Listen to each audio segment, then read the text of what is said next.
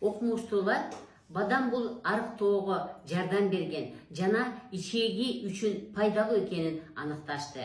Бадам ден соолукка пайдалуу азык. Бадам бул организм үчүн баалуу болгон витаминдерге жана минералдарга, клетчаткага жана пайдалуу майларга бай азык.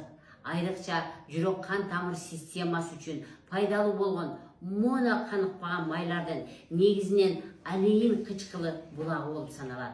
Ошондой эле бадамда Е витамини, магний жана калий көп кездешет. Орточо порциясында 28 граммда болжол менен 7,3 грамм Е витамини, 77 мг магний жана 208 мг калий болот. Бул көрсөткүчтөр чоң адамдар үчүн сунушталган суткалык норма боюнча. Е витамини 49%, магний 19%дан 24%га чейин, калий 6%дан 7%га чейин түзөт. Мындан тышкары бадамда полифенол деген бир кадар биологиялык активдүү кошулмалар бар. Алардын катарына флавоноиддер жана фенолдук кислоталар кирет. Бадамдын кабыгында кездешкен фенолдук кошулмалардын көлөмү түрүнө жараша өзгөрөт.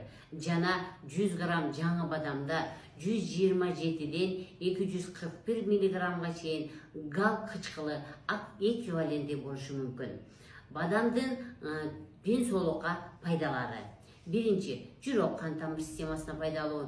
Бадамдагы мономайлар, клетчатка, витаминдер жана антиоксиданттар холестериндин деңгээлин төмөндөтүп, жакшы холестерин функциясын жакшыртып берет. Мындан тышкары кан басым жана кандагы кантты көзөмөлдөөгө жардам берет. Бадам гликемияны көзөмөлдөөгө, кан басымды төмөндөтүүгө жана өнөгөт сезгенүүнү азайтууга жардам берет.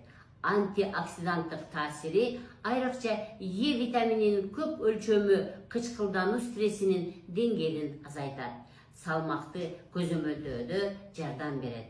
Бадам организмдеги майдын пайыздык көрсөткүчүн жана ич майларын азайтып, тойгон сезимди күчөтөт. Бул салмак көзөмөлүнө көмөктөшөт.